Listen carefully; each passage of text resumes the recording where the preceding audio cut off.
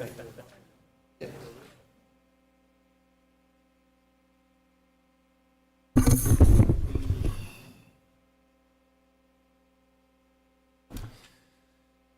first of all, I'd like to call the meeting Monday, November 27th, 2023 to order. And if all of you are on time, disregard the clock in the back. We'll make sure that the batteries are switched next time over.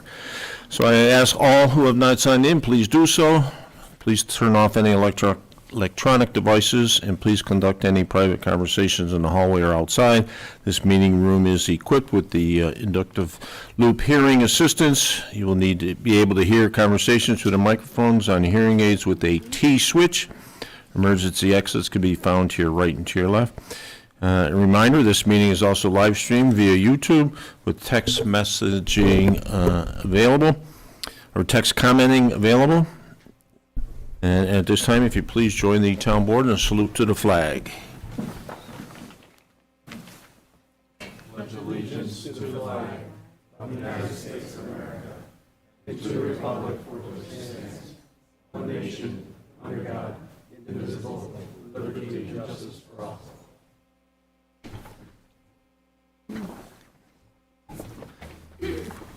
I want to welcome Rick Tucker here this evening from Harris Beach. As Harris Beach goes through a transition, probably see Rick here a little more often with us, so welcome, sir. A couple of brief announcements before we get into the public hearing. This month, coming month in December, we have 6 employees who will be celebrating birthdays in the month of December, starting with the December 1st, Mr. Nick Bodine. On the 15th, Brian Emelson. Keith Maynard on the 27th, and the third, it's the trifecta on the 30th. Mitchell Page, Stephen Bell, and Jose Lopez. So happy birthday to those 6 individuals. For general public, the December 11th town board meeting will be a pay the bills only meeting. That's at 8 a.m. up in the conference room on the 2nd floor.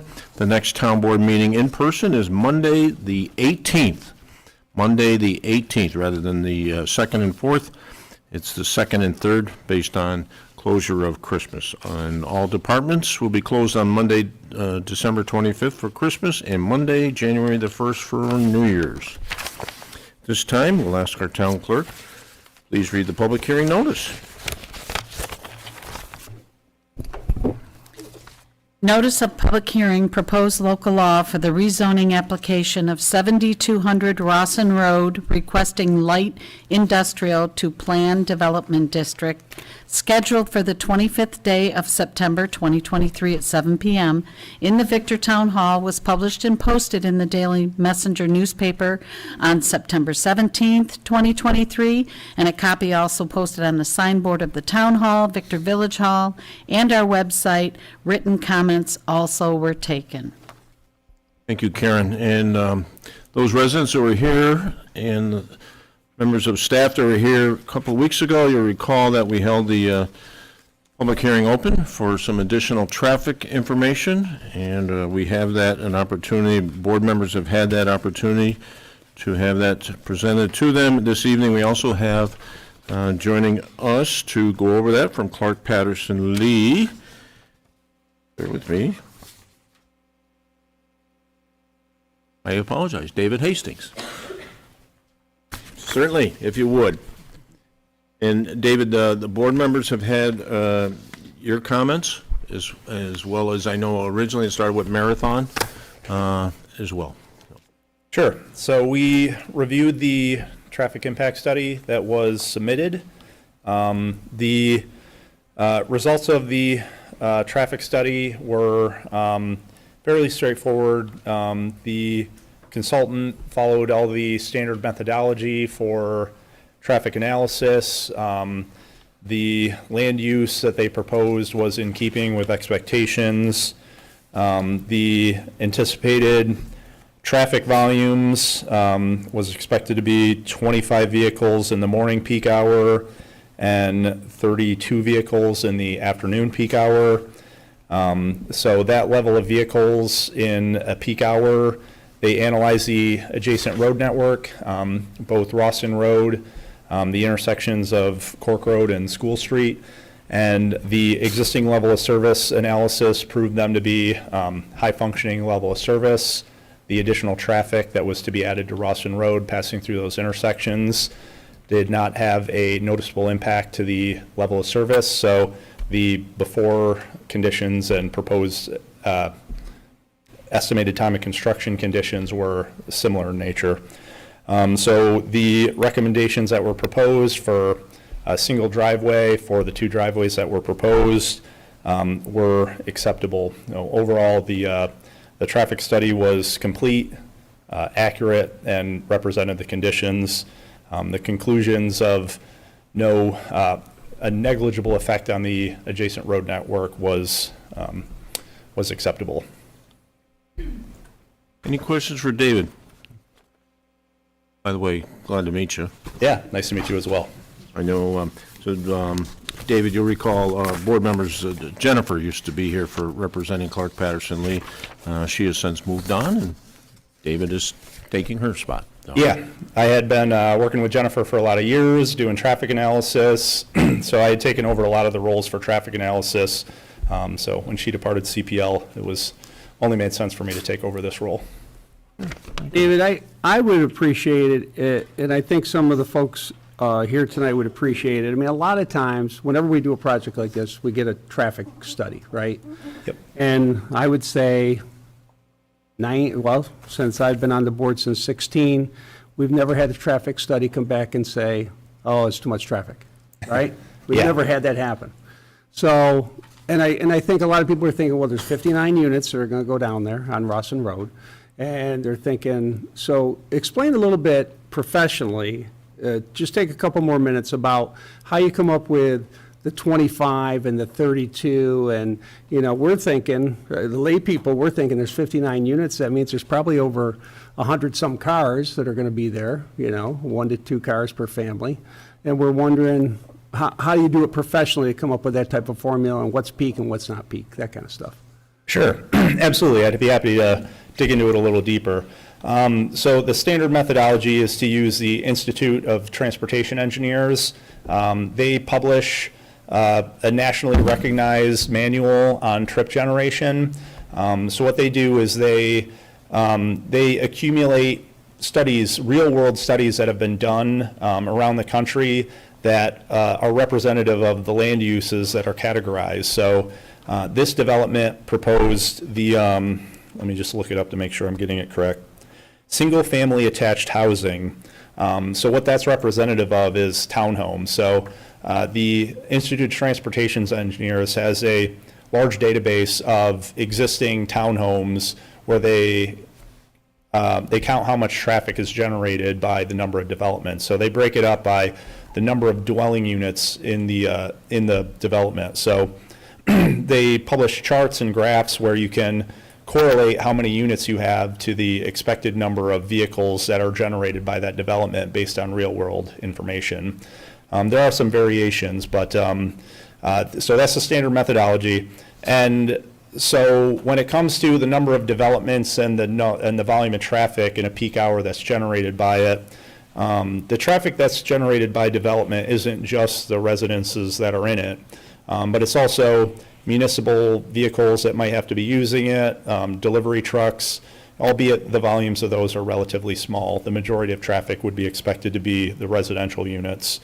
So when it comes to a typical development, the number of units, if you had 1 to 2 cars per unit in the development, not everybody comes in and out during the same hour during the development. So in the ITE trip generation manual, for this number of developments, there's 59 units. In the PM peak hour, it's expected that you'd have 32 vehicles in and out.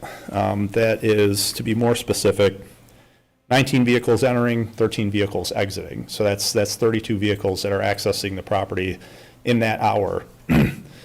Normally during a morning and an evening distribution, the vehicles that are entering and exiting for any normal workday, assuming people had day jobs in all the developments, varies over a couple of hours. Some people have to go in early, some people have to go in a little later.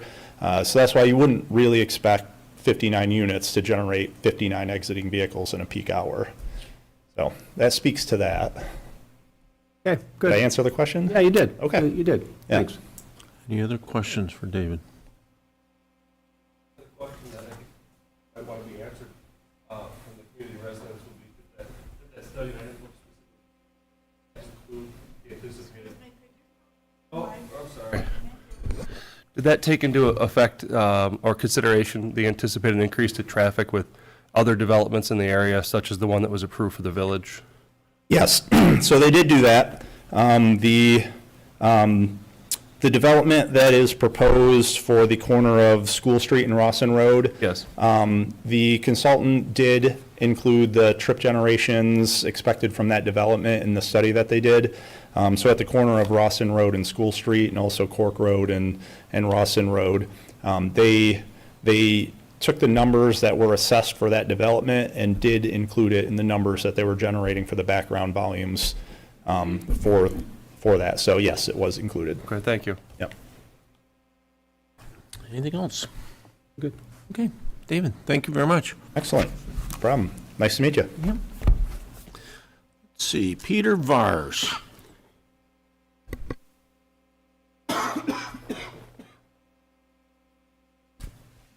Yes, good evening, Peter Vars from BME Associates on behalf of Rawson Community LLC.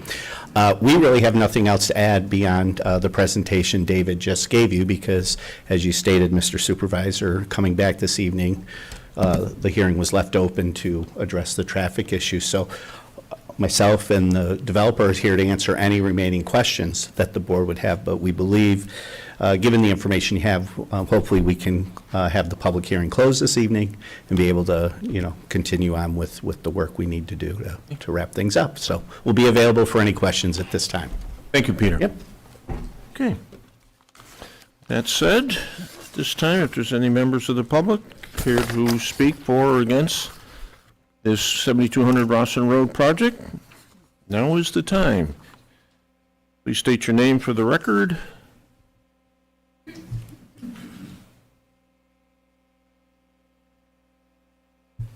Hi, I'm Bob Herzog. I live at 7239 Rawson Road, which is across from the proposed development. Though I would prefer the area to remain wild for a number of reasons, I do approve of the change, the redesign proposal. I think it's an excellent move that you took away the houses that would be vulnerable at the bottom of the curve coming down Rawson Road.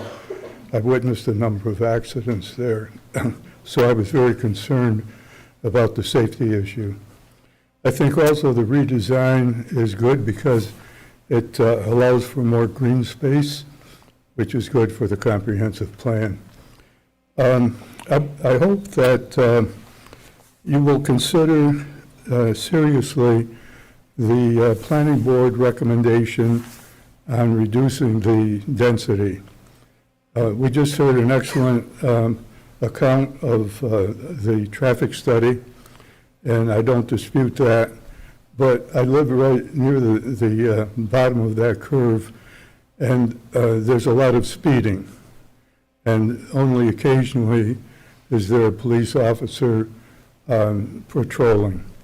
So I think the speed needs to be controlled. I think if we have more cars, there are going to be more speeders.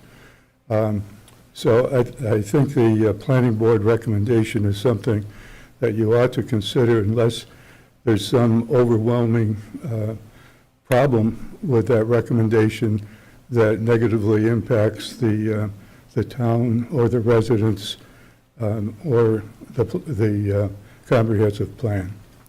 Thank you. Thank you.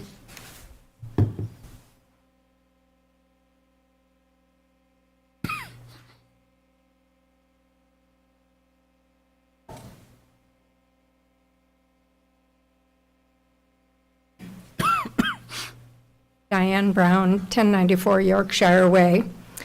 I think all of us are very much in favor of having townhomes across the street from us, and the problem that seems to be is the density. And I just wanted to go over some numbers. Originally, they had proposed 61 of the townhomes and 8 individual homes, if that's correct.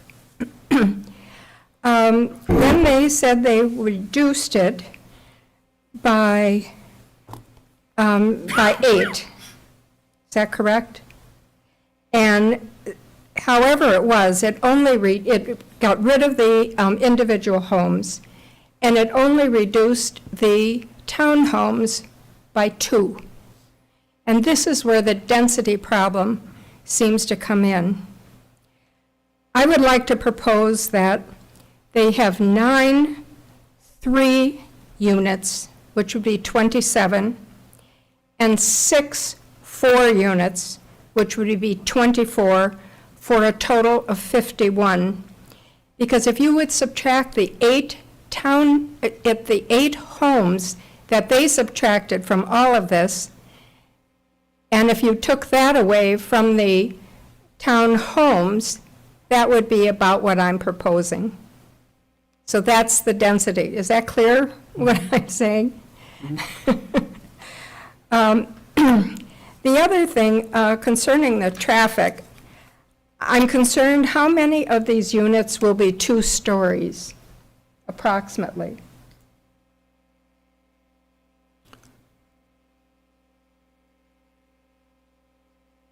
Wants to try to answer that?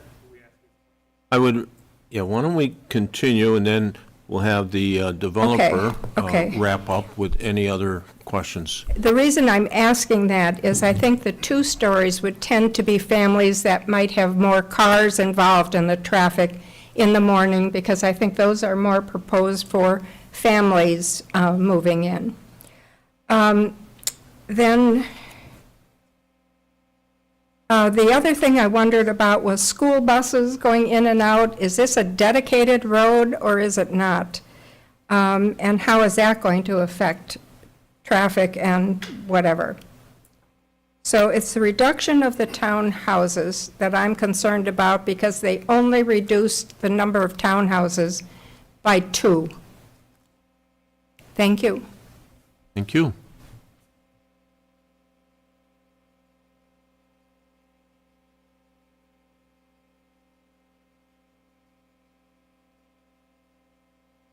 Good evening, Dom Thornton. I live on Chapel Hill.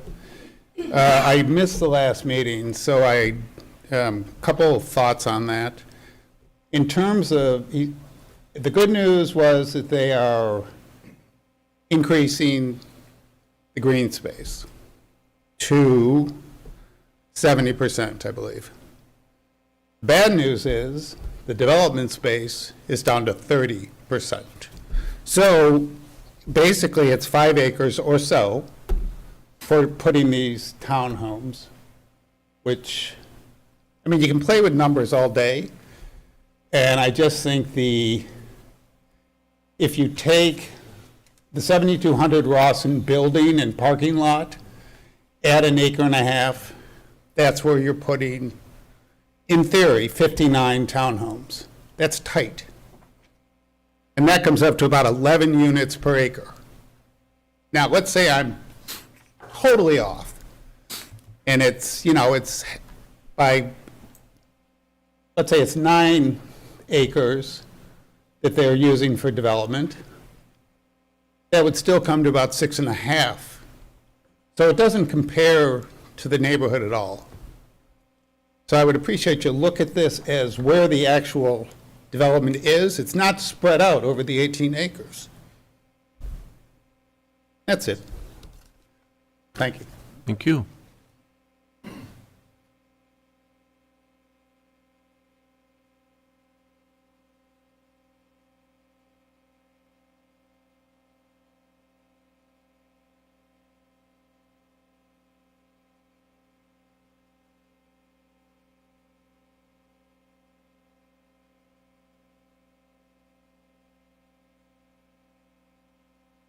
Good evening. My name is Dave Nankin. I live at 1174 Chaucer Court at the Drumlins, too.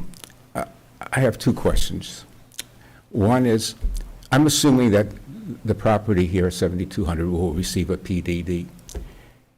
And in the future, what would happen if someone comes along and wants to buy the warehouse and the 3 acres that it sits on? Would that PDD be transferred over to when it's sold, to the new owner, or would it revert back to light industrial? And if it's keeps the PDD status, what advantage would that be to the people who buy that warehouse as opposed to having a zoning of light industrial? I have another question, please. May I ask this fine gentleman a question? We're going to respond. May- Same thing. He asked the question, and we'll respond after the public has spoken. Oh, okay, but, Okay? So he's not going to respond to you right now. okay. You can Let me ask the question. ask the question. Oh, okay, thank you. Thank you. Thank you. I don't mean to put you on the spot. But how approximately, and you might not be able to tell me, how many homes would have to be built in this area, in this development, before it would affect the traffic study, and you would say, give it a negative rating? Like I said, I'm sorry, I don't know if you can know that. Thank you.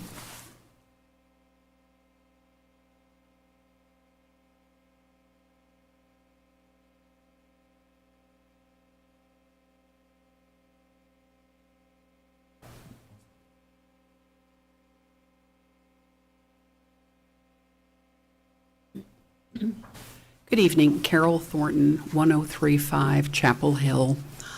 A point I would like to raise that still puzzles me at some level is why, if the warehouse at 7200 is, as has been stated, going to be sold back to the owner of the building, I don't know if I'm got all my facts straight, why was it not exempted from the very beginning?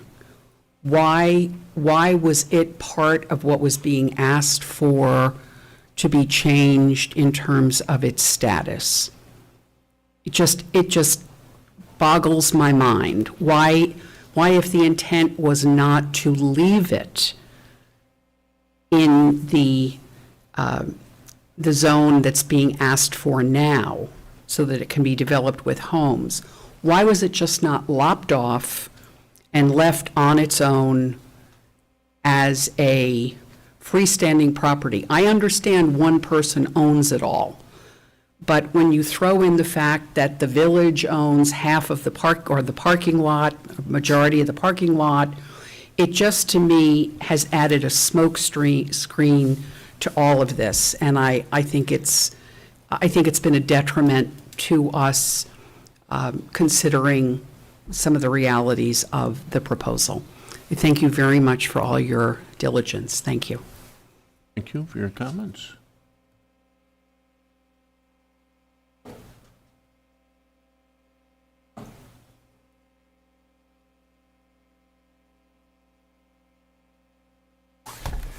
Randy Shea, 50 West Main Street, Victor, New York. First off, I think the developer has done a lot of work to try to accommodate the community's concerns.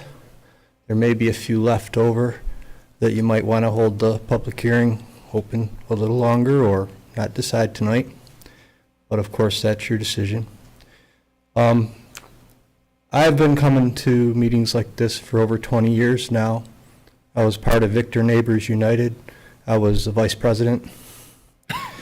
Back when we were saying to the town that they needed to take infrastructure in terms of our highways more seriously. Back then, we said that it would be wise for the planning boards to widen the scopes for the environmental impact studies, because development on top of development on top of development has taken from what was even back then failing intersections in terms of the studies, in terms of what's already in the record, and made them worse. That still has not been addressed. So I really don't want to put the kibosh on this particular developer for what they're trying to do. But I am trying to say, once again, that I believe the town has been delinquent in responding to our concerns for more than 20 years now. I know that you've done some things in terms of infrastructure. You've got some ideas on the table, not really a plan, but you have some ideas on the table. And so to continue to develop like this, I feel like it's a broken record.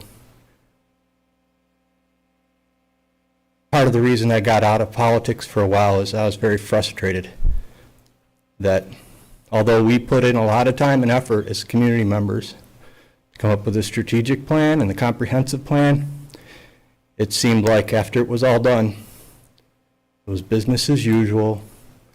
And the developer's interest, which, by the way, developers have brought a lot of good things into the town, so I'm not saying bad things about developers, but they came before the interests of the community. And like I said, it would not be hard for the planning board, the people that are involved in planning, to require the scope to be wider and to integrate various developments. I know that we just talked about a couple.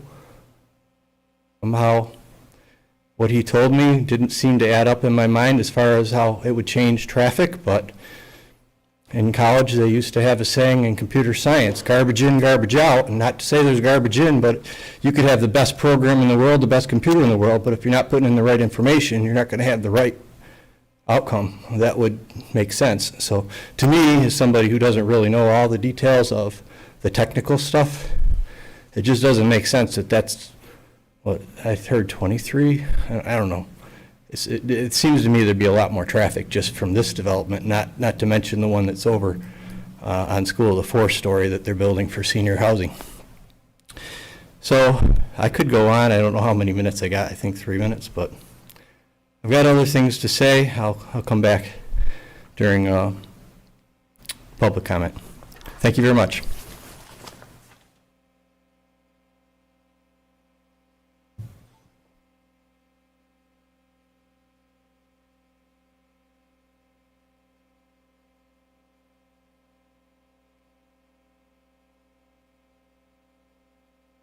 I have short comments tonight. Marcia Sengus, 1231 Wellington Drive. First of all, I'd like to say that it seems that the rezoning request that Jeff and Pridemark have before the board is certainly better than anything we've seen in 30 years for this property. I've seen many projects come and go. And it looks like we're really close here. I do have a couple questions. It looks like on the agenda, there is not a vote on the rezoning tonight. No, you don't. Okay. I don't usually have a vote Okay. on that same night. I didn't know it, once a public hearing, so it would probably be in December then. And my other question is, the density in the town board's rezoning approval will be, I understand, the final density. It's my understanding that the planning board really will have no say regarding the density of these acres.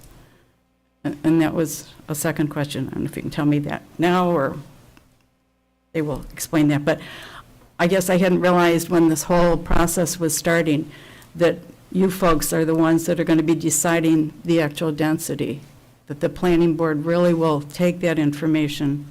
It's not anything they can reduce or increase. But tonight I'm respectfully asking, is there potential for consideration of a reasonable compromise between Jeff's proposal of the 59 units and the planning board's strong recommendation of 48 units? In 2014, 2015, 48 units were approved for this very property, the very same rezoning. And this past summer, on July 11th, I attended the planning board meeting, and they spent quite a bit of time talking about the wording of their recommendation. And they came up with recommending that the restrict, and restrict was the word, the density to 48 units. It kind of seems like there's room here for these two densities, the 59 and the 48, to maybe be compromised. I sincerely look forward to a slightly modified Morel for sale townhome development on Rawson Road. The town board, you town board members have been generous and very patient, allowing us residents time for asking questions and commenting, keeping the planning board, keeping the public hearing open. And I sincerely thank you so much for the time and the effort that you're putting forth in this, what we seem as a really important decision for our neighborhood. Thank you. Thank you for your comments.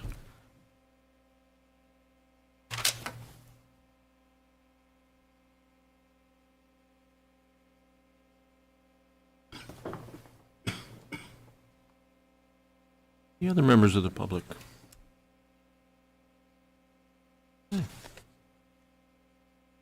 Peter, if you would, please.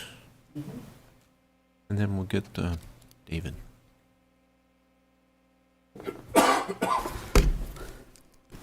Okay, so I jotted some notes down here, so I'll try to answer the questions and comments that were raised, but obviously if I overlook something, feel free to ask. With regards to the traffic questions that were raised, with regards to, first of all, the data that was collected for this traffic study was collected over 3 days in October. 24-hour volume counts were collected. So in other words, from Monday at 9 a.m. till the following Thursday at 9 a.m., the tubes were across there. So they were getting real-time data on the traffic through that 3-day period. During those tubes not only count the number of vehicles, it's also able to determine speed. Okay, so I'm going to address two things there. So as it relates to the capacity of the road, there are standards out there as to how much a 2-lane highway of the type of Rawson Road, the capacity it has per hour. The volumes on Rawson Road per the data collected in October of 2023 shows that on a per hour basis, the volume of that traffic is on the road is about 10% of its capacity. That's why the addition of the traffic from this proposed development does not have, only has a negligible impact on capacity, because the road is not anywhere near the capacity of its volumes. And I'm sure if you have questions, Mr. Hastings can corroborate that. What was the speed? That's where I'm going to go next. The speed on that road, Rawson Road is posted at 45 miles per hour. The average speed on that road, and this is all documented in the traffic study that was submitted, is 45 miles per hour. The 85th percentile speed is 51 miles per hour. What 85th percentile means, and correct me if I'm wrong at any time, Mr. Hastings, is that means that 85% of the traffic is going at that speed or less. Okay, so the point is within the realms of how the Institute of Transportation Engineers, qualify it, and it's stated in the traffic study that was reviewed by CPL, is that there is no inherent speed concerns on Rawson Road, and that is based on real data collected in real time. So all of that information is in great detail in the traffic study, and that was reviewed by your consultant, who earlier this evening has gone through the findings and the findings. The other thing we would account for, I think one of the questions was, how did we account for what else is happening? That's through first you do two things. One is you talk to the localities about what projects have been approved that may not be built yet. In the general vicinity of the study area that was established, there were no additional projects identified in the town of Victor. And in the village of Victor, there was the senior housing project, and as Mr. Hastings pointed out, that was accounted for in the study. The other thing that's done is you look at the historical growth rate within the study area. And from 2014 to 2019, traffic in that area has grown on an average of about 2.1%. So what this study did was it applied a growth rate over the build-out timeframe of 2.25%. So that's to account for anything that may be occurring regionally that could possibly put additional traffic. So point being is all of that was accounted for in the study that was submitted, okay? So that's traffic. With regards to density, is the density as proposed right now is at 3.2 units per acre, and that's within the 18.5 acres, which is the proposed residential component of the PDD lands. That, and that density is calculated on how the town of Victor applies their code and how they apply density calculations. The multiple dwelling district allows 10 units per acre. We're at a third of that, and that is you are able, or how it's calculated, it's based on the total project area. It's not density computed within your development footprint area. It's within the property holdings. That is what this density is. At 3.2 units per acre, which is 1/3 of what's allowed in the multiple dwelling district, which is the zoning on the other side of Rawson Road, this is not considered high-density development. Ironically, the comprehensive plan identifies as one of its goals is that there is a need for higher density development in the town of Victor, and it should be targeted for commercial and light industrial corridors.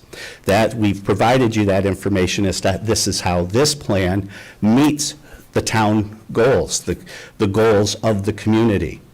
And you could even argue that at 3.2 units, maybe there isn't even, that is not truly the definition of higher density. But my point being is that we're meeting the goals of the community, we're putting it in the targeted areas that the community identified was best fit, and that is partly, and that's also supported by the other documentation, because the reason those areas are targeted is because they have the infrastructure. As we stated, the transportation infrastructure is completely able to accept this development without requiring any expenditure of any municipal or state or anything for improvements. The infrastructure is available, so this doesn't encourage growth in other areas. It doesn't encourage sprawl. You're taking infrastructure you have available, and you're making a good land use decision. The development area itself, I'll address that. It's a clustering is what we're doing. It is a good planning practice to take that development and minimize that development footprint as much as you can. You reduce impervious cover on the property. The LI zoning would allow up to 65% impervious cover. This, being contained into a development area of just under 5 acres, is not fully impervious either. So by clustering this development, we reduce the impervious area, we reduce the development footprint. But also another key tenet of this town is that they want open space areas that are large contiguous areas, that they're meaningful.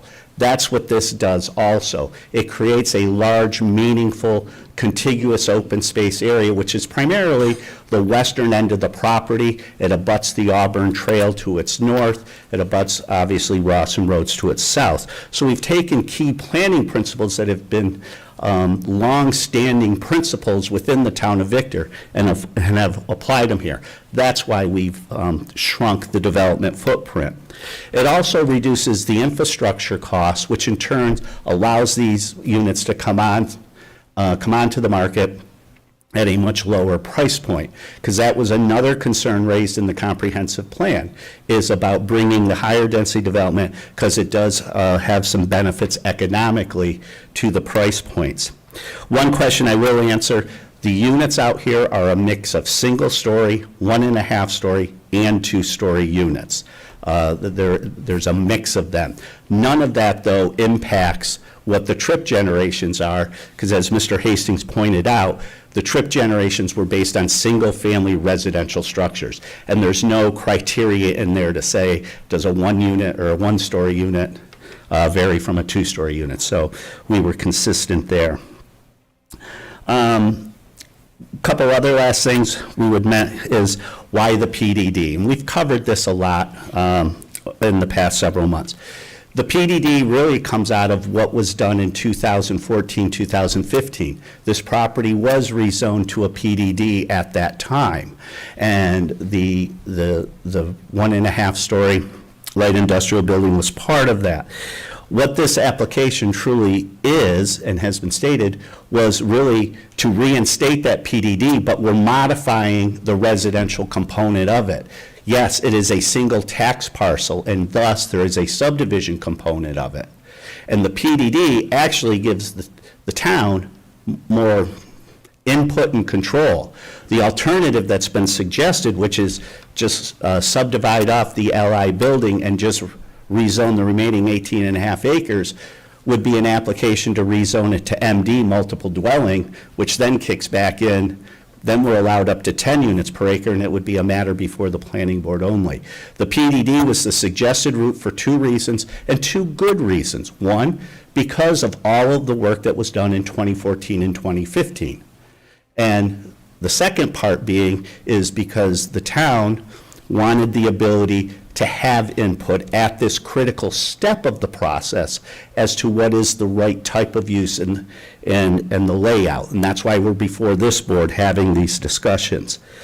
So that's the purpose of this PDD. Discussions about if there are any changes, that actually gives the town board discretion, because any modification to the PDD requires it to come back to this board.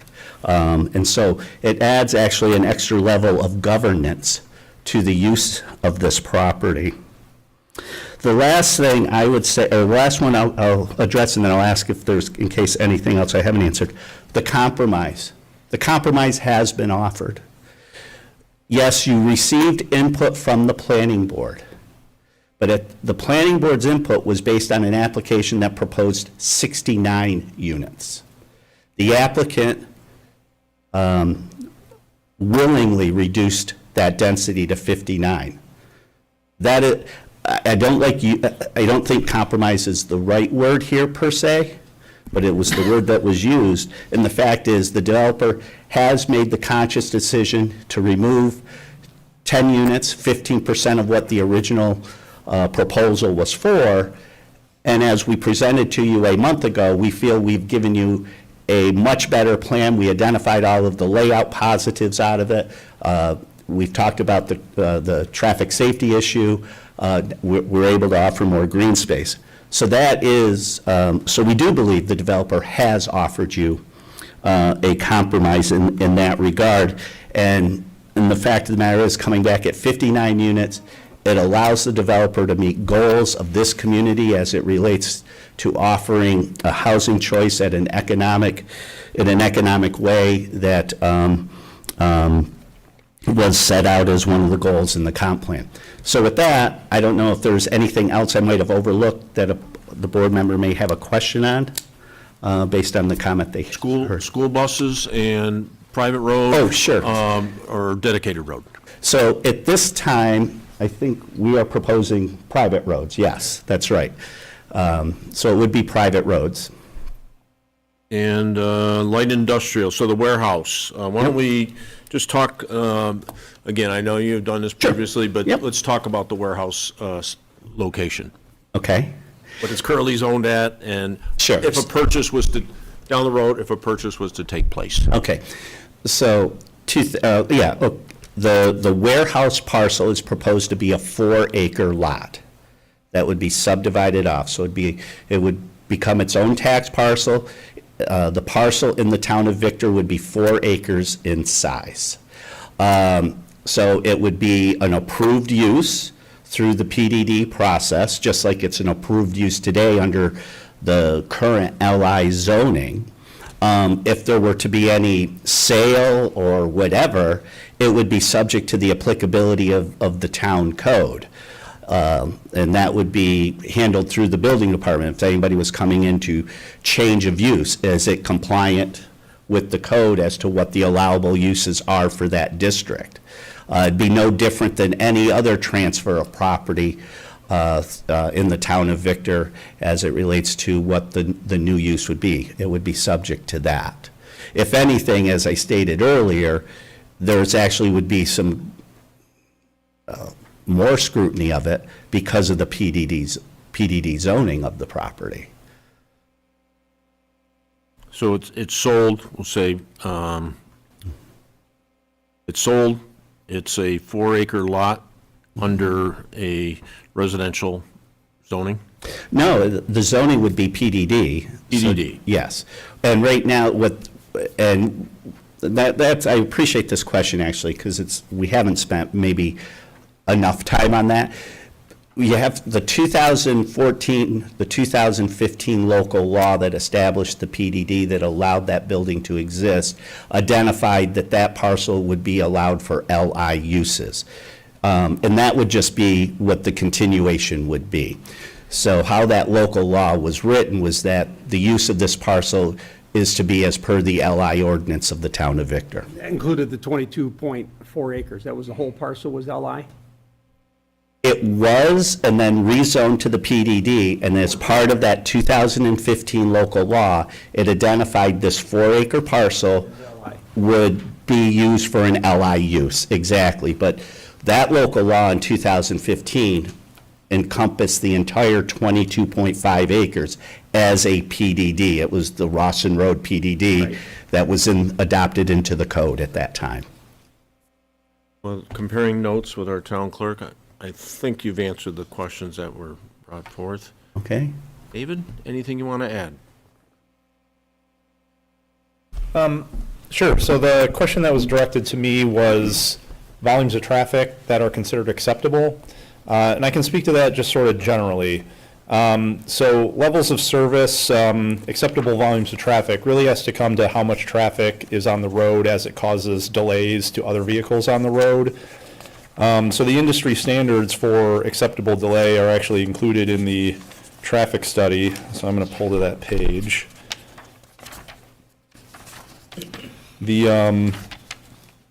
So for unsignalized intersections, level of service of delay, delay that is considered acceptable level of service A is 10 seconds or less.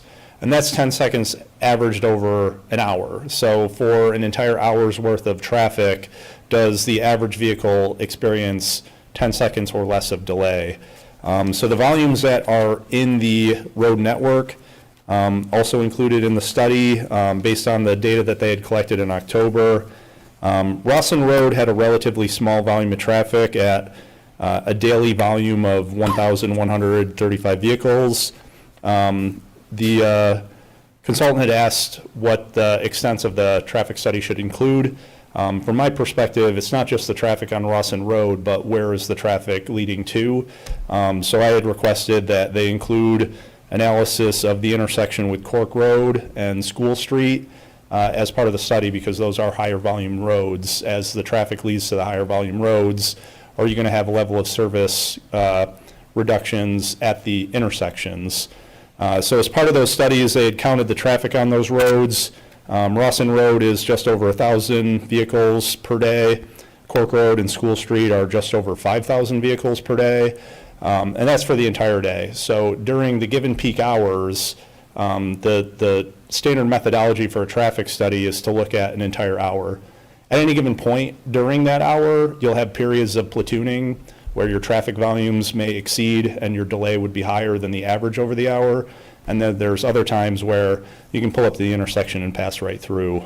So the standard methodology for a traffic study is to analyze an entire hour rather than any given short period. As part of the analysis, there is an adjustment factor for peak 15 minutes.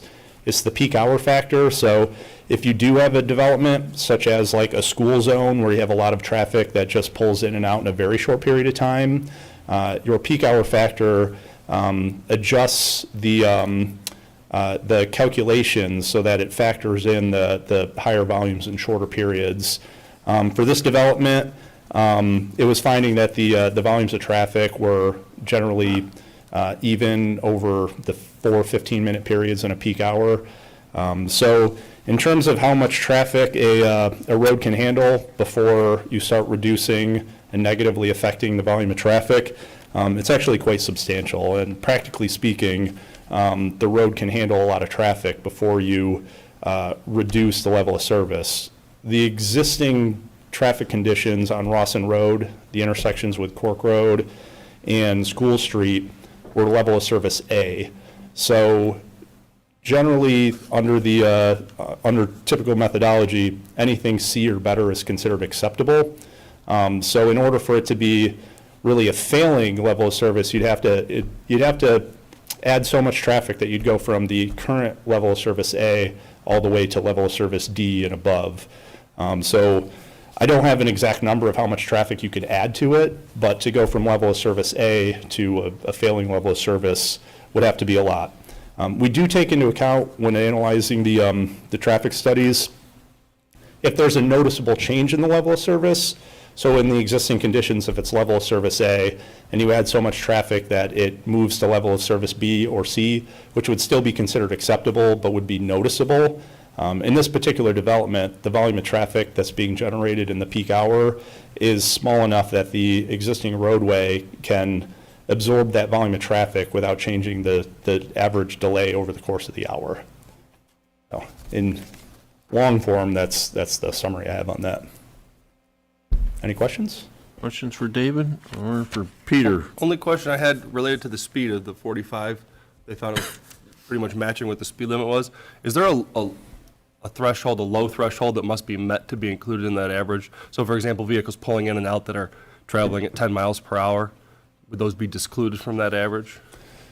It depends on where you set up your traffic collection station. So I don't know exactly where they set it up offhand. I'm sure it's in the data, but I'd have to dig through it to find out exactly where they set up the traffic collector. But the volume of Rawson Road, if it was set up close to one of the drive lanes, it would pick up some of the smaller, some of the shorter volumes of traffic. The traffic that is coming out of the side roads that hasn't gotten up to full speed yet.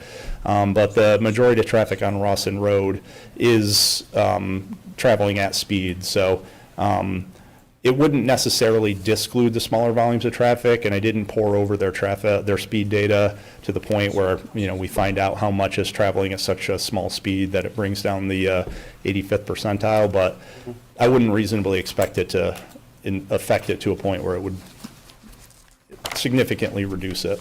All right, thank you. Thank you, David. If there's no further questions for David? Mayor, Miss Marcia?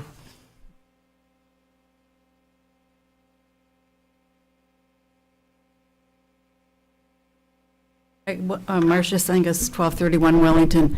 I wasn't sure that the question I asked as far as the density and the town board approval, is that going to be? Well, that was my question, for me.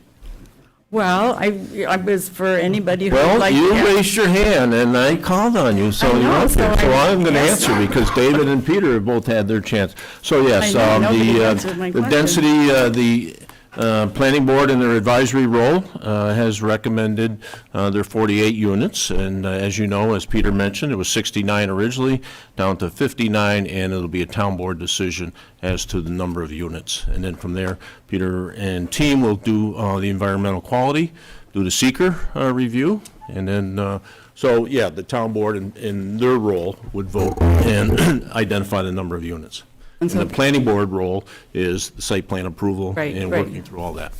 But the town board ultimately will be setting the density, the number, as it goes to the planning board. The planning board Yes. would have that number, yes. Yes, When we okay. do the approval, it'll say X number of units. Okay. And I just wanted to reiterate one more time, with the planning board spending all the time that they did and having been asked to review and make recommendations, They fully had time to consider the economics of the situation. They fully had opportunity to consider the comprehensive plan and how that would fit with this plan. And ultimately, I mean, it was a fairly lengthy meeting with a lot of good discussion and a lot of concern as to what wording they wanted. And so they could have taken into consideration, maybe they did take into consideration the comprehensive plan and the economics and what we really need here. But ultimately, they came up with the wording, restrict to 2.6 units per acre, which is the 48. And it just seems like you're it's almost like a slap in the face to our town planning board members for the work that they have done on this. And I guess that's why I'm saying if they're coming up with a number that seems reasonable and had been acceptable back in 2014, 2015, that maybe there's still a little slush in here. I don't know. I'm just pointing that out, that the planning board had full opportunity to take into a lot of the points that Mr. Peter had brought up, and ultimately that's what they had said. Thank you. Thank you. Town board members, any comments at this point? No. Open or close? My recommendation, I guess we have a, Diane Brown, 1094 Yorkshire Way. I just want to remind you that they've only reduced the density of the townhomes by 2. The other 6 units were the homes that were to be on Rawson Road. Does that mean that the area where the houses, individual houses were going to be, that land is undevelopable? I don't, With the way they've designed it? Yeah. Yeah, they're gonna leave They that. can't come back and, So that will never be No, developed? Correct, Okay. correct. So I just want to remind you that they've only reduced the townhouses by 2. Thank you for your consideration and all of your work. Thank you.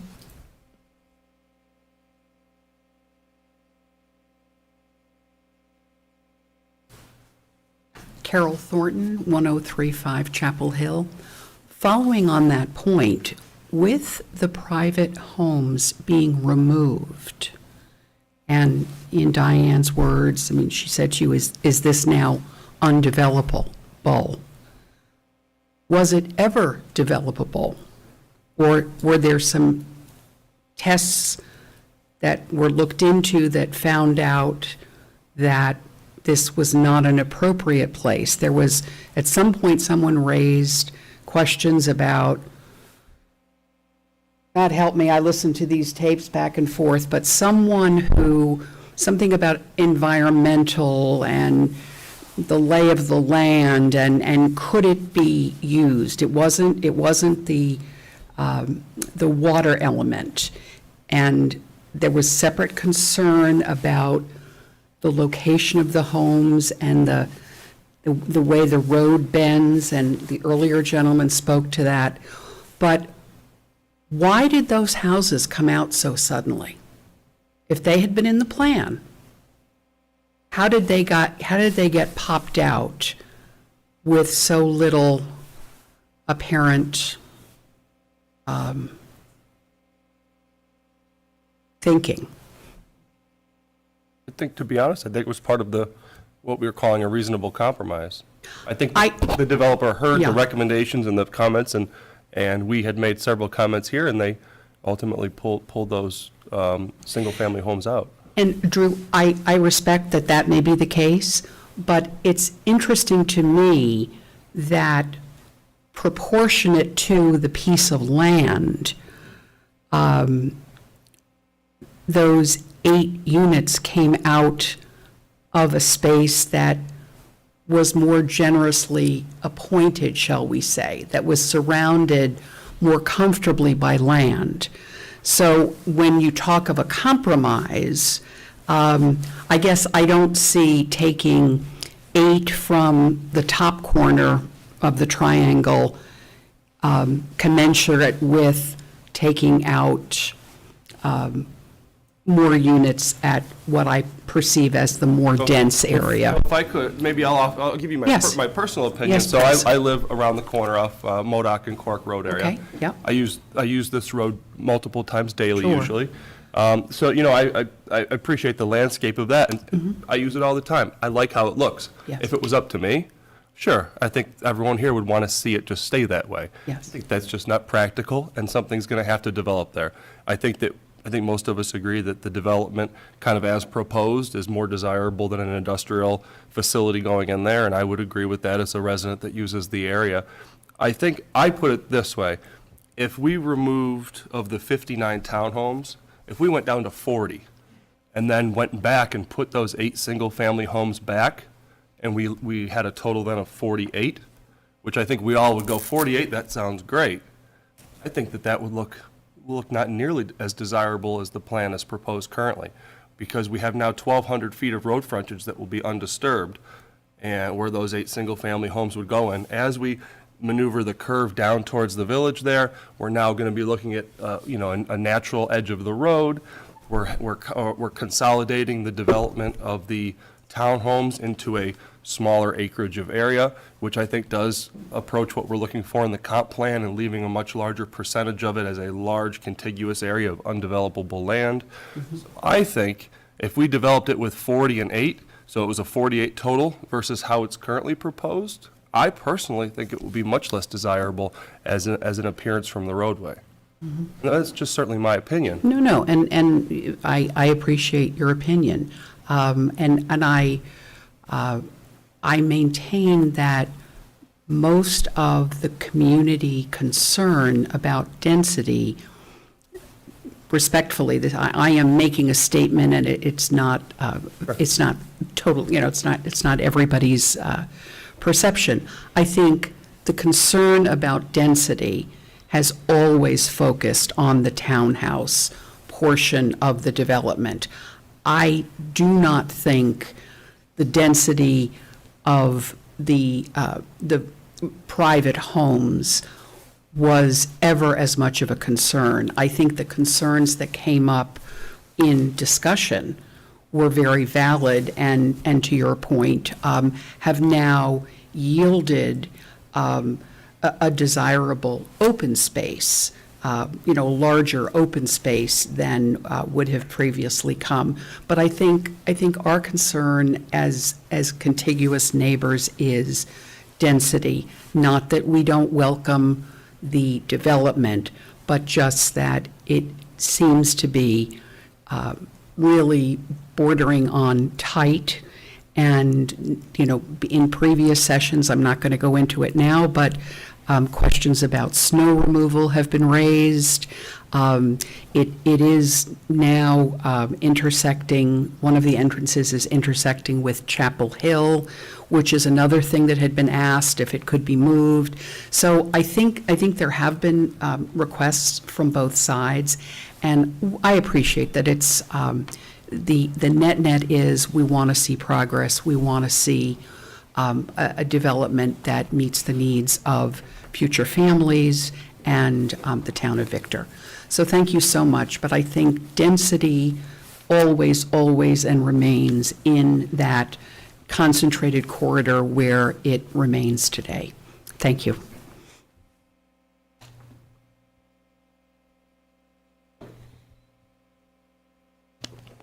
Just one comment on that, whether or not the property is developable or not, or that area that you mentioned where the 8 homes were.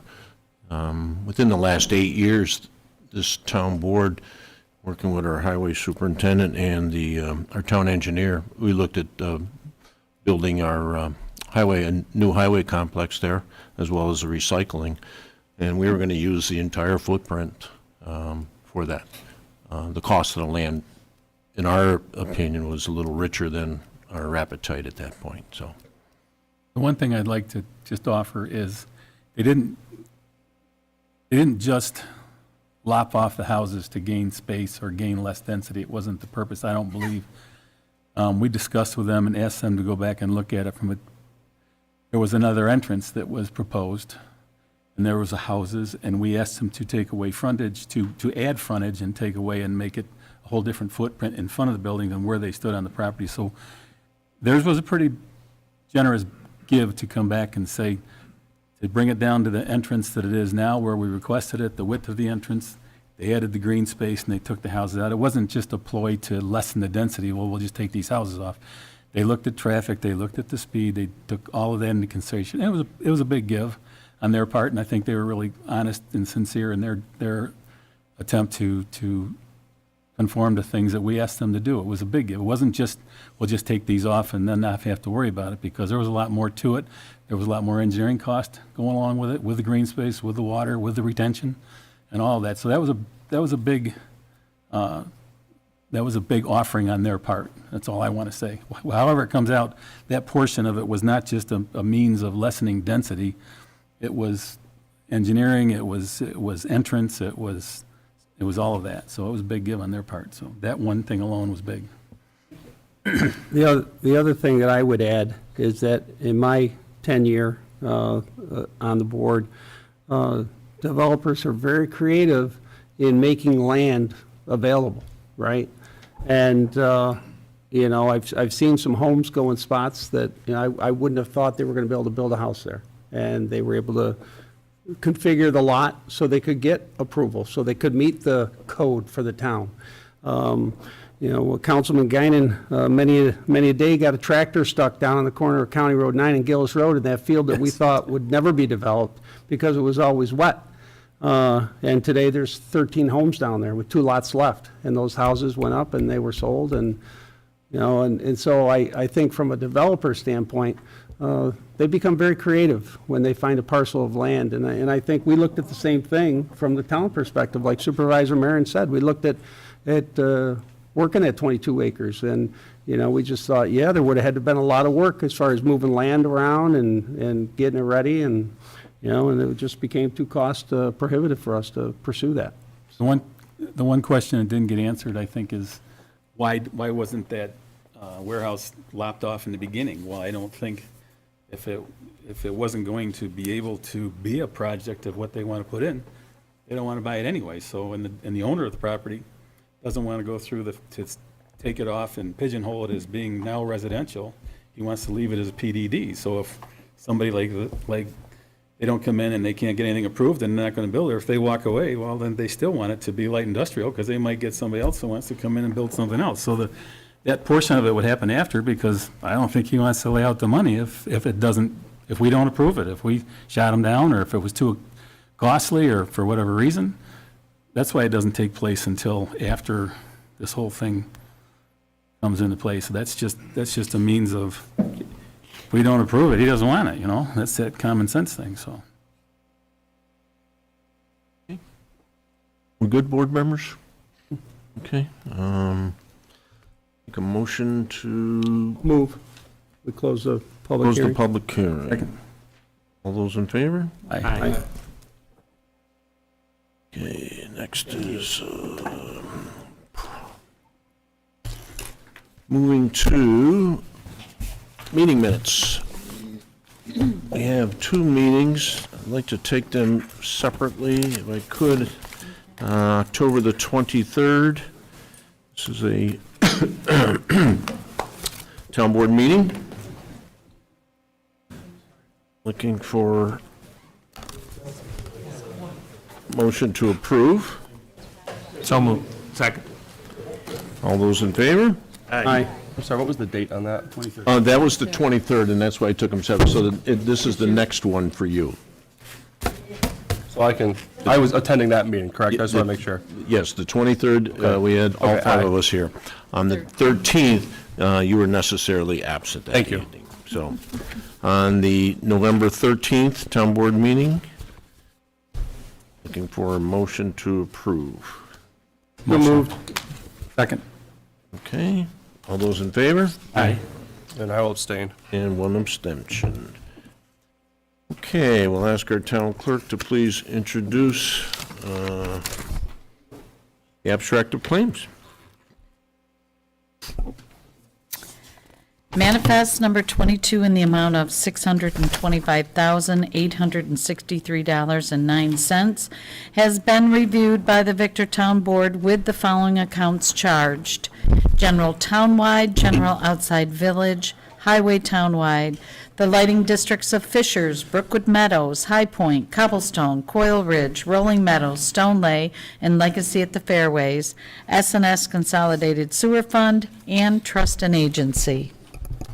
Thank you, Karen. So up on the big screen here, we'll start off with Bluestone Creek Development, December rent, payment to Heidelberg Materials for town projects.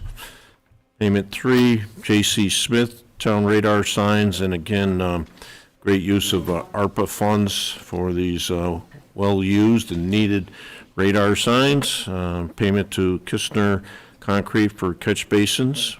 Payment to Lobello Associates, engineering services, and chargebacks to developers are included. Payment to the Landmark Society for the barn survey. Lane Enterprises, drain pipes. New York State Comptrollers for 2 months worth of court fees. Payment to the New York State Retirement for the 2023 collection. And payment to RG&E, Townwide Gas and Electric, and the Value Protection Plan for Modoc Spring. This is payment number 8 of 10.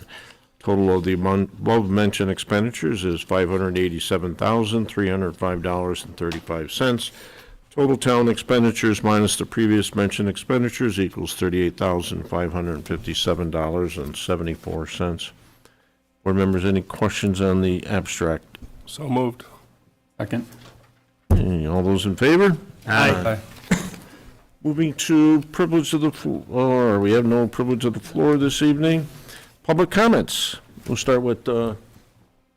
Mandrino. No one with us. Okay, we'll go to the public here. Randy Shea, 50 West Main Street. Thank you for my opportunity to address the town board. So earlier, I mentioned a little bit about the scope of the planning board, and I just did talk with the traffic consultant, and I think he did a fine job as far as what was part of the scope of this development. However, I still believe that the town is not doing a good job in terms of thinking about intersections that are very close, like, for instance, School Street and Main Street. That is a failing intersection. So if the scope was wider, it would have to be considered in terms of the traffic, in terms of how it would flow. I'm not an expert on this stuff, but I have done plumbing and electrical and other things that have to do with more trade-oriented type stuff. And you're always looking at flow and capacity in terms of designing something that will work right. On an infrastructural level, I used to play SimCity to the point where I was making mega metropolises, and if you guys don't know what that is, look it up. It's a computer program that does consider a lot of things that involve planning for municipalities from the ground up before you even have anything, and including sewer, et cetera. So that's not to say I'm an expert at it, but I kind of understand a little bit, and I still believe that the scopes of the planning board in terms of the environmental impact study of traffic should include or consider, at least from a legal standpoint, this has an impact, should consider a wider scope, like, for instance, the corner of High Street or Main Street and School Street. And that is something that I've been saying for 20 years now.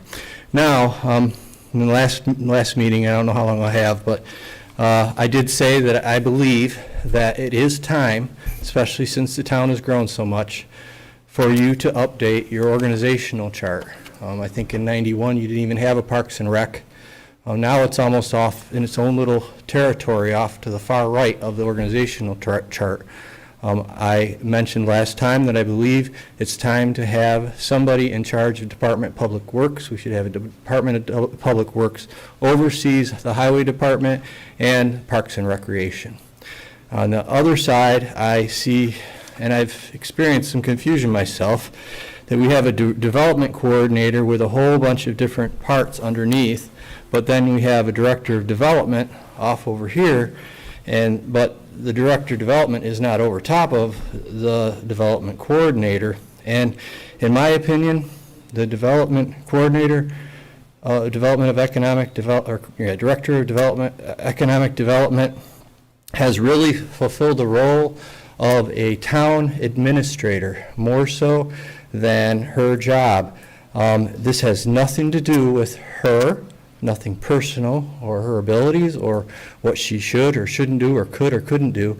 But it is confusing when you have a Parks and Recreation Department over here, where it says recreations, that the development director would be in charge of things like Memorial Day Parade. In my opinion, that's a recreation. There's a lot of recreational things that she does. I think that to a large extent, she actually has had a more difficult job. A lot of the things that she does have nothing to do with her formal job description. And I think that might add stress to her and possibly cause her not to be able to do what she is supposed to be doing as well as she could. And so it could be a he, it could be a she. It's not the person. It's the structure that I'm addressing here, that also should be considered. Either get rid of the position altogether or call her the town administrator. In the past, it's always been the town clerk to a large extent, and the town secretary, and of course the town supervisor. But I believe that it does cause confusion even in-house in terms of who's supposed to go, you're supposed to go to, who's doing what, et cetera. A lot of unnecessary confusion, not only perhaps in-house, but to the community as a whole, as to who you're supposed to go to for getting something done. It seems like every arrow in the last 5-10 years is pointed not to the supervisor, not to maybe Parks and Recreation once in a while, but almost always go to the director of development as the person. So that's why I say I believe she's been functioning to a large extent way outside of the realm of her job position. And I think it's probably because it was a newly created position, perhaps. I don't think it was there before. I know Jane Luce used to do it, maybe, but the organizational chart doesn't make sense to me when I look at it on face value. And so I hope you all consider these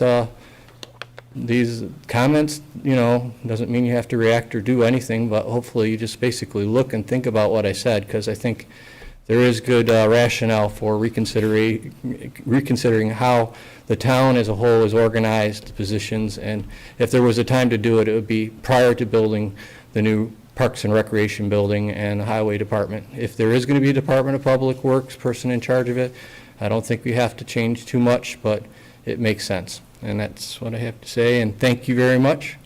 It's my birthday today. So I don't know if that matters, it doesn't really, but have a good night. Any other members of the public care to address the town board? Mr. Wright. So Mr. Wright was here a few weeks ago, and Casey has done enormous amount of work looking into maybe containers that we could purchase. Our highway superintendent was very open to keeping some of these containers, or a container over on the highway facility. I think what became a bit of a challenge was the need to have 24/7 accessibility to the equipment, which is a bit problematic, I think, in Mark's opinion, and I respect his opinion. Councilman Kohovic also mentioned the park over at Auburn, by Auburn Apartments, and we're a little reluctant to go down that road because we're concerned about somebody breaking into a container, if that's what it was. And then now it's insurance costs, whether it's town's liability, Victor Hiking Trail's liability. So I guess, board members, we're back to Mr. Wright has worked and found one of our storage companies here in Victor, Tamby, that would be willing to allow some fuel, which I think was an issue with another one. So they're willing to allow the use of that. You have a proposal for 6 months, is that correct? 6 months, or is it longer? We were thinking 9 months. We're looking at. Thank you. Sorry. David Wright, 33 Ketchum Street, Chairman of Victor Hiking Trails. So, we're looking at getting all of our equipment where it's temporarily stored now on a member's property, and moving it to someplace where we can keep it temporarily until we come up with a more permanent, long-term solution. And we have been working with a developer in Victor to see if he could give us some space where we could build a pole barn or purchase a metal garage, if you will, something that would be long-term. So we're looking at Tambi storage unit as a temporary. Temporary could be May, June, until we could get something more, build something more permanent, whether it's on private property that a developer could get for us, or if it could be on a town park property. That would, to me, would satisfy our long-term solution. Are you optimistic, Dave, long-term? We've been working on this really hard since January of this year. We've talked about it for several years, and basically it came down to get the stuff out of my yard or it's going to the curb. So he wants to put his truck indoors so that he doesn't have to scrape the windshield. I get that. So yeah, we have this immediate need, but we think that we can do some fundraising and some grants. We do have a volunteer who's looking at available grant money for some kind of equipment storage. Yeah, it might be a couple of years, but we're looking at something temporary, and just that we don't know how long that temporary is going to be right now. And you're looking for 6 months out of the town? Well, we want to start December 1st. That 6 months would get us to June? May, June. And that's when we start, where we have to access the facility. From the time we put it in there until April, it just stays in there, and we don't have to access it, except for if there's some of the equipment that we have is for, like Hang Around Victor Day, for, events in the village. We're going to be involved in this Jingle Mingle, so we have tables and we have displays and things like that, we would have to get in there to get at. The other thing that we're going to have to do is either construct or purchase some shelving for all the stuff that we have. We do want to get a container, a metal container for, gasoline and oil and things like that are flammable, and we want to keep those safe. And the other thing is probably need a table when we're servicing the equipment and all that. That'll generally start in April. I mean, we got paint for painting the trails, we got to think about that too, so. We were originally looking if the town could help us with 9 months. I mean, we can fund some of it. The guy who wants to get all of the equipment out of his property made a donation of $1,000 to help us with something. And that's how serious he is. So, Mark, obviously, the biggest issue is security of our facility, right? I mean, I heard that from Jack loud and clear. You had some space that you could have them store some stuff, and so was the stumbling block solely that they need to have access to it when we're not in hours of operation? And I apologize. Yeah. That would have been if we purchased a container and put it over there. Okay. Right now, Mark has No space? no Okay, existing space, okay, yeah. all right, okay. bad. all right. And to your point, thank you, Jeff Morrell. That was a follow-up meeting that Brian and I had a meeting, we talked about this, and then he followed up with Jeff and And was asking. he's still working on that, Jeff. Brian's working on it with Jeff? Well, Jeff is looking for We options. had a meeting, myself with Brian, Chauncey Young, and with Jeff a month ago. And he's diligently looking, not only on his properties, but some of his cohorts, to see what's available in the area. Naturally, we want to be in Victor. Yeah, sure. You know, In the doesn't help meantime, to the have clock's some tick. facility in Yeah, every the other- clock's ticking, so I think right now, I see no, I think the only choice we have is to either we contract with Tambi and it's in our name, or we subsidize. And again, we mentioned it previously, actually, Councilman Condon and I met earlier today and just talked about the value of the manpower that yourself and all the volunteers have provided to this town, so. I think the one thing, I mean, my personal opinion is I wouldn't be opposed to say, okay, you know, have the town help subsidize Tambi with their storage, you know, $200 a month or whatever for 6 months. But I want to make sure that the Victor Hiking Trail knows that it's not going to be a continuous thing in terms of coming back and saying, oh, we Yeah, can't. we're not looking for long-term. Right, and I It's and not I convenient understand. for us. You're a member, son of the gun, I'd want to park my truck inside too, so I get that. And I think it's cleaner for us if we were to give them a check for insurance purposes, wouldn't it, Rich? Because then they would still have to insure all their stuff themselves, and just like you do now, being a 501c, right? We are a 501c3, and I will mention that the town, under your insurance, Right. covers us. Right. So, Right. So, Okay, so you have insurance on all that equipment, or? yes. Yeah, like you would for an apartment or, you know, homeowners and insurance, that we have that through the insurance that we get through the town. Okay.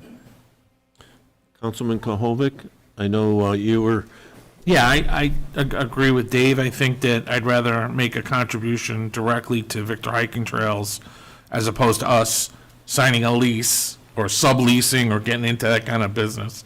I know that we do on a variety of other things that are benefit to the town. So you talk about like the ambulance corps. We make a donation every year, right? Because they're providing a service to the town. Victor Hiking Trails is providing a service to the town.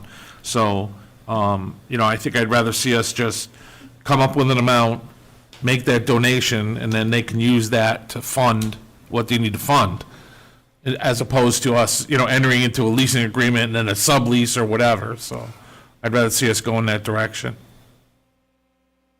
And that's fair. As I remember when I was on the board, we made a donation to the Victor Free Library every year. right. True, good point. And probably the ambulance corps as well. Victor Free Library. Because they do benefit the community. Okay. It sounds like parties to, Yeah, I think we got to do it. I think it deserve it. I think if we get pigeonholed after 6 months and have to make an adjustment, at the same time, we should attempt to help you find an alternative more aggressively than we have, or find a more aggressive way to find an alternative, because it's really not going to be enough space. It's just Right. it's a Band-Aid. So we want to rip the Band-Aid off after 6 months if we can, and we just have to aggressively find an alternative in the meantime. Right. And everything, not for nothing, but think in future, not to disparage you or your group, but volunteerism is definitely, you know, you're not getting the volunteers you used to get in variety of different avenues. And at some point, if it gets to a point where now the town needs to take over some of the trail stuff, it's going to fall on Mark and Parks and Rec, I think. That's what would be the vision. Well- So we need to be aggressive. To Mike's point, we got to figure this out, because at some point in the future, some part of the town's going to have to maintain those trails. I just see that as being, you know, down the road a piece, but But I appreciate that, and as I'm reminded many times, I'm not getting any younger. Yeah. And as any of us are. But I also would like to point out that some of our trails are on private property. We have Yeah. a revocable permit with them, and the town's not allowed to Correct. maintain those. correct. So, And I think future state might until we be, can- Until we can get those people to Right. actually have a town trail, there will always be a need for volunteers to go out and mow on the private On the- trail. an online way to get we have a 10 by 30 reserved until Thursday. And I have the paperwork to do that online, so I can do that tomorrow. Why don't you do that and then follow up? I know you met with Rich earlier today. Why Yeah. don't you follow up with Rich, Yeah. okay? Yeah, yeah, if that's the desire of the town board to have us have the ownership of the contract or You the should have lease. ownership, and you should delegate the access to it on Pardon your me? part. You should delegate the access to it, who can and who can't get into it, and who, so it all should be, done through you, Okay. my opinion. Yep, I agree. Okay, so I think we're in agreement that we You will. you want me to meet with Rich tomorrow to go over any No, we're all- details or the board is in anything? agreement or- that, let's make this happen, okay? Okay. Okay. Thank you. You looking for a resolution? You want a verbal resolution? Something in writing, Okay, commitment. we meet on the 11th, but, we post date or date it back to December 1st, Okay, right? You have to be in there that's, okay. 30th, Yeah. right? Okay, thank you. okay. Okay, any other public comment? Okay, moving next to reports of town officials. Again, this is the September financial report from our Director of Finance, the town historian, the highway superintendent. Want to applaud you and your team. You got all the bike in lanes signs have all been installed, and great work. And again, the banners on Route 96 and the Hamlin to Fishers have been changed, and again, the mowing around our stormwater ponds. I said that because Keith is here, okay? What else we have? Ontario County have IT reports. We have the Ontario County Humane Society, Parks and Rec. Again, I want to thank the Victor Garden Club, Farmington Kiwanis, Victor Library, and the Fishers Fire Department for their Monster Mash Halloween party and their efforts, and then our sponsors, Victor Dodge, Chrysler, Jeep, Ram Dealer, and Howard Hanna Real Estate. And then again, I want to, page 2, if in the report you'll recall that Town of Victor's Citizens Advisory Committee and the Farmington Citizens Advisory Committee met back on September 7th, and the town of Farmington is currently doing a survey regarding recreation and parks for their town. So more to follow on that. Real quick, Ontario County on November 16th did a appointment of a new Director of Management Director, John Yannetti. He was appointed on, like I said, November 16th. John is a native of Geneva. He currently works for Nassau in Maryland. John has been a 911 operator, a volunteer fireman, and a police officer prior to working for Nassau. I have spoken to John, and I invited him to attend one of our monthly public safety meetings that we sit with the Fishers Fire District, the Victor Fire District, Farmington Fire District, and the Victor Farmington Volunteer Ambulance, and hopefully we can get him out before the end of the first quarter of next year. Last month, I mentioned that Board of Supervisors did a resolution of support for the direct pay reimbursement of the ambulance services, and the governor did sign this into law last week across the state. This is all positive comments from the ambulance companies, including our own Jared at the Victor Farmington Volunteer Ambulance. And in your mailboxes in the last couple of weeks, Victor Town Courts communications from Ravenwood Golf Club. Our orientation for our new town board member is scheduled for December the 11th, Alexis Ogra. She's scheduled to meet with all departments within Town Hall, tour and meet the Highway Department, the courts, she'll tour, and Parks and Recreation. There'll also be time slots for the town attorney and town engineer in the course of that day. And town board member-elect Alexis is also going to attend the newly elected officials 2024 training school here in Rochester, January 10th through the 12th, providing all of the education we can to have her ready for day number 1. Let's see, 6698 Richardson Road. Oh, boy. That one, real quick, not a whole lot has changed. I think, and I apologize, we've had 3 responders on the survey.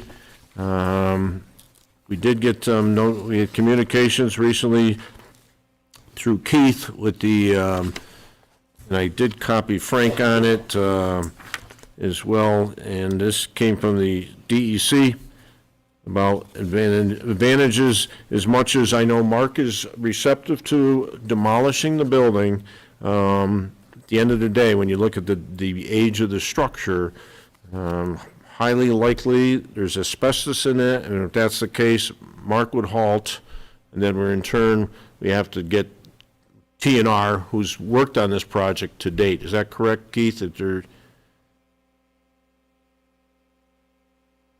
Yeah, TNR is who the DEC has hired to do the cleanup, and that's who will do the final cleanup of the site after the building has come down. TNR is one of the prices that you guys have, and the DEC has recommended that, or they've told us it would be a good idea for us to work with TNR as well for the removal of the house, in lieu of doing asbestos remediation and then having Mark's guys do it. Say that again? So TNR is the company, the environmental company that DEC has hired to do the initial cleanup that they've already done, and then Yep. it's also the company that's going to do the cleanup after the house has come down. So they've given us a price that we would pay to take the house down. If our staff was to do it, we've gotten Adam from our office has gotten 3 quotes on having a study done to see if there's asbestos in the building, but based on the age of the building, Codes feels that the building most likely probably will have asbestos in it, so when you guys have that study done, then we will have to have the asbestos remediated in order to have Mark's guys take it down anyway. So what are we doing? Well, So that's what are we going to do? I'm asking you. That's up to you. No, I'm asking you, so what are we going to do? I The mean, so DEC can Mark start knocking it down, and can they supervise it or not? It sounds like the best thing to do would be to hire TNR. Okay, to knock it down, take care of it, get rid of it. Correct. And do we have a price on that?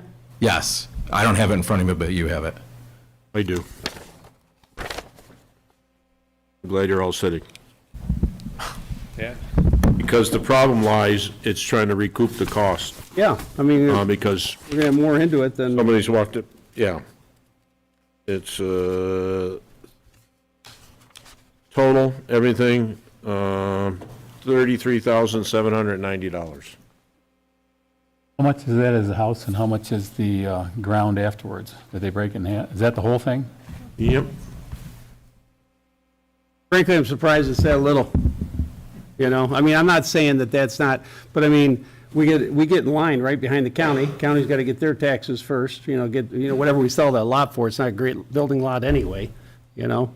Maybe somebody that owns the pond in the back might buy it for frontage. I mean, it's not a big house. I mean, that's, when you look at it, I mean, it's on that slope. I mean, To answer your question, Councilman Guinan, what they call the friable asbestos waste transport and disposal, that's $10,750. So take that, so the balance then essentially is the removal of the house, though there is a $4,400 energy, environment, insurance, and regulatory compliance listed here as well. So if you remove that as well, 14, probably The portion of that we would pay. 19,000, 20,000. Portion of that 33 we'd pay anyways, even if we took it down. right. So what do we, We'd be paying about an extra 17,000, 19,000. Have the third party remove it versus highway. over what it would cost it to do it internally. I just think that the DEC is well aware of what's going on over there. So, I mean, I don't think it's not like we're taking down a shack around the corner that nobody knows anything about, and we're getting rid of. I mean, as soon as, if we went over there with a shovel, the DEC would be there within an hour and shut us down anyway. So Rick, you're probably not looking for an answer, but something to think about. So if the town knock it down and all that, clean it up, whatever has to be done, the DEC's involvement, the ownership is now becomes ours, or what? I mean, what sits, who's mowing the lawns here, things like that, down the road? But I think once you do take the ownership, then there's the responsibility falls to the Okay. town. I think that's also another reason why the encapsulation and remediation by a third party is Important. because once you take and disturb asbestos, you become an owner of that and potential contamination. Whether or not we are able to sell it to one of the adjoining landowners or homeowners nearby, or? Well, your chain of title will end, but the disturbance you do during the period of ownership remains. So that, you have certainty for when the title passes, but during the time period of the construction or the demolition and remediation, you own the impacts at that point. If it gets a clean bill of health, then there's no disturbance, the new owner takes it on. So Jack's point is, we become the owner of that property, and then the town decides we sell it if we want to, right? We have ownership of it, and we can sell it? Yeah, for this, and for the disposal of property under the code. Okay. Along those provisions. But when they're done, we can sell it. Yeah. It's released, it's saleable. Well, and I think, if it doesn't go right away, I mean, the way that parcel is sloped, I mean, we're just going to take care of it with the roadside mowing. I mean, the way they get that arm down there, I mean, and once that house is gone, that thing's going to slope right down pretty quick, I think. Do you agree, Mark? You haven't been over there? You can start picking up the trash in front of the house the next time you go over there with your truck. There's a couple of little kitty toys over there, been sitting there for 5 years or longer.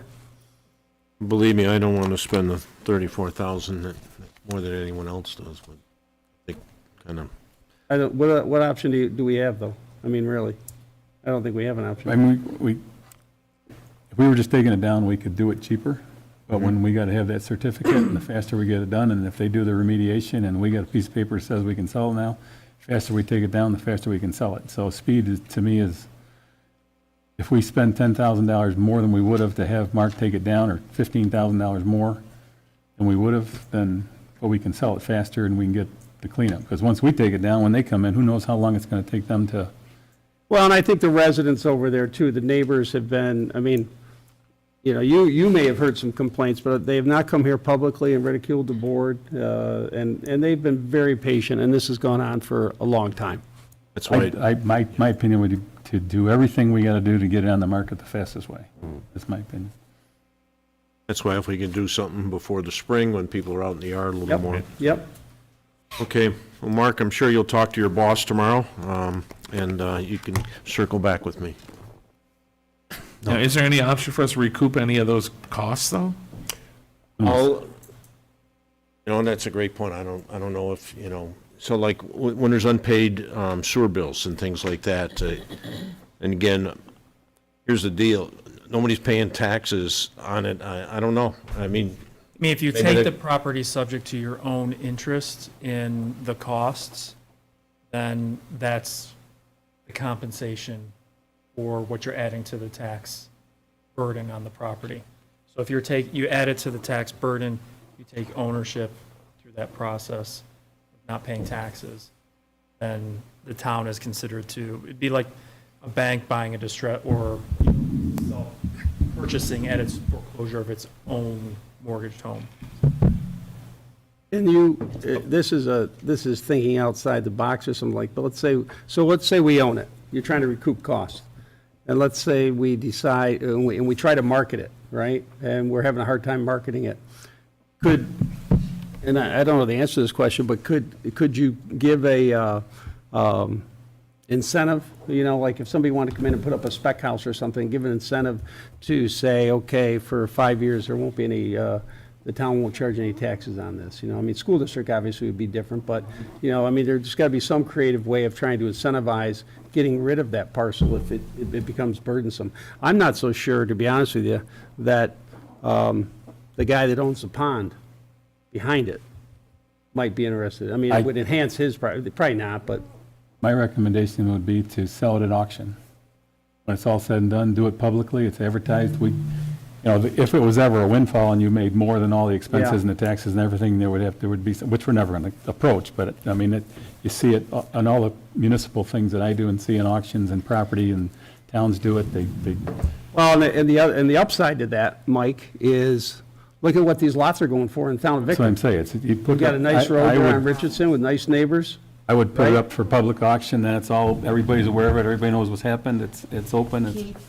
So You want to buy it, Keith? Is that what that is? I'm not an attorney, and I'm not, Adam in code enforcement has way more to do with this than me, but if I remember correctly from the initial conversations, we're not condemning it, we're not going to actually own it.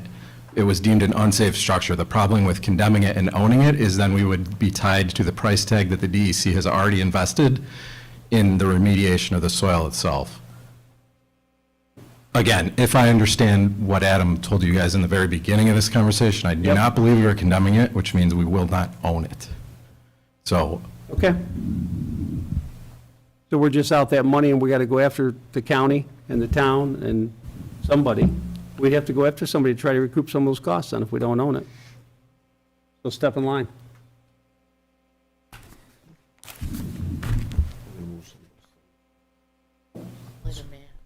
Yeah. Is it too late to condemn it? Too late to condemn it? That's not a question, answer that I can give you. That'd be interesting, wouldn't it? If you condemn it, can you take ownership of it? again, I think there's. Don't know. I mean, obviously. Right, yeah, I don't know, but I think there's a huge DEC bill that the DEC is currently sitting on. Oh, I'm sure. You have any idea what it is? Not off the top of my head, no. I mean, it's the same, like apples to apples with Phillips Road, where the Yeah. old landfill was. That's why the county wants the hands off and the Yep. town hands off too, yeah. Exactly. We don't know what's That they underground. can't remediate, though, this they can, so there's a little Yeah, difference. But there's a it's just- difference. it's more, there's more cost than you'd ever get out of it, but it's, makes it a whole lot different if we can't claim anything. We aren't gonna be number one in line, obviously.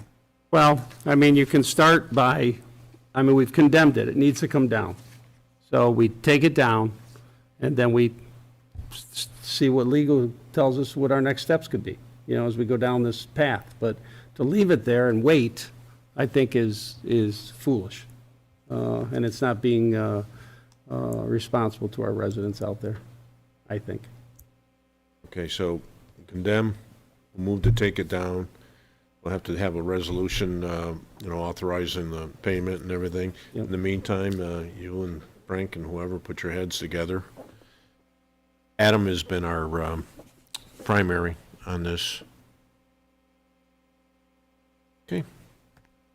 Thanks for your feedback, everyone. Keith, thank you. Mark, any board member have any committees they care to report on?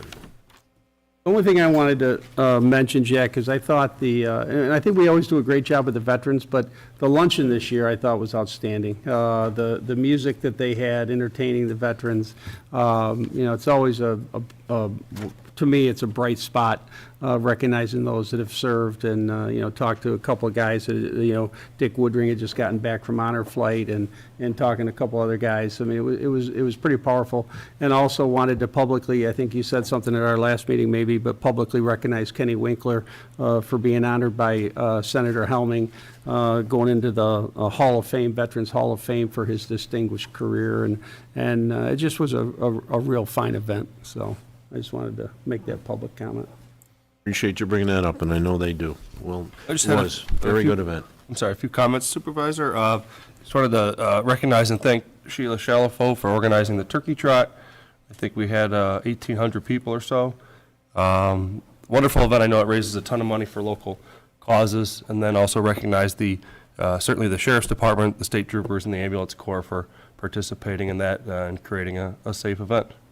The only other thing I wanted to add was, just being in the district in my other capacities, I'm certainly involved in public safety up at the mall area and through that corridor at the holiday time, and in seeing kind of the Black Friday operations and the holiday operations of the sheriff's office up there, mobile command, the traffic flow patterns, and then certainly the presence of the deputies within the mall doing various tasks. Certainly doing an excellent job at keeping that a viable shopping center. Thank you. Okay. Moving to the resolutions. Okay. What's that?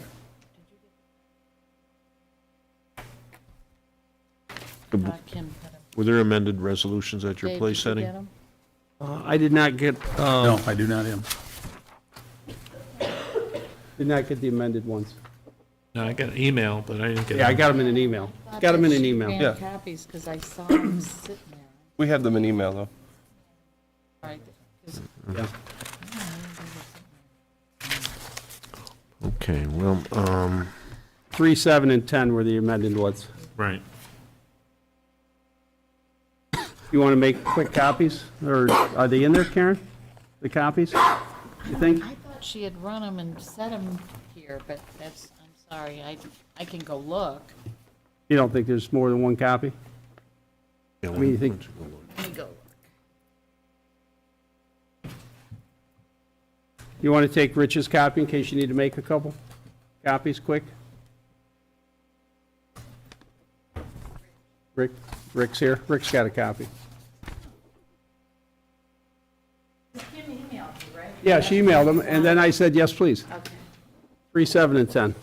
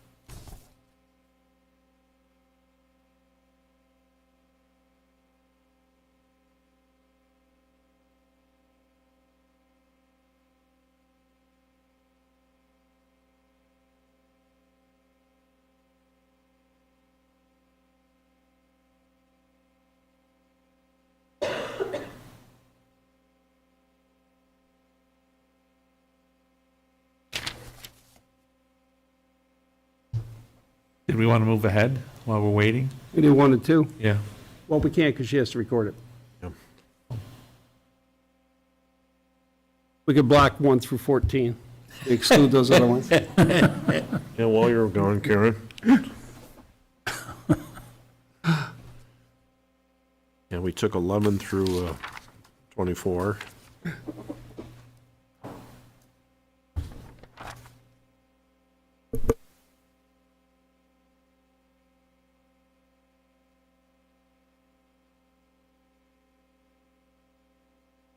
I'm going to challenge her, see how fast she can record when she comes back. Boop, boop, boop, boop.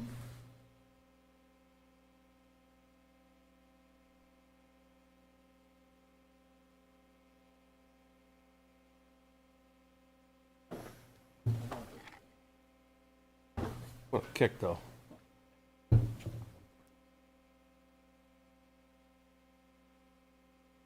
Hey, Keith, in anticipation of this Resolution 7, if you could, maybe first point of action, get SimCity up on all the computers in there, I would appreciate that.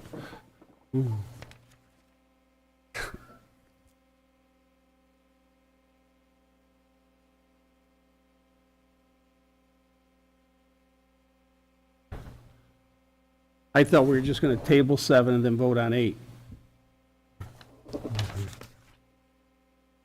I did play that when I was a kid, though, that and the Oregon Trail.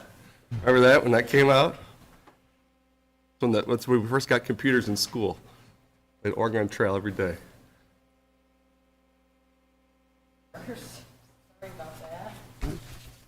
Thank you.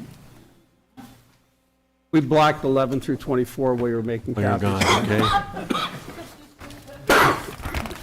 Thank you. I only got 2, 3, and 10. I should put 7 in the back of that one, okay. For the 10. There you go.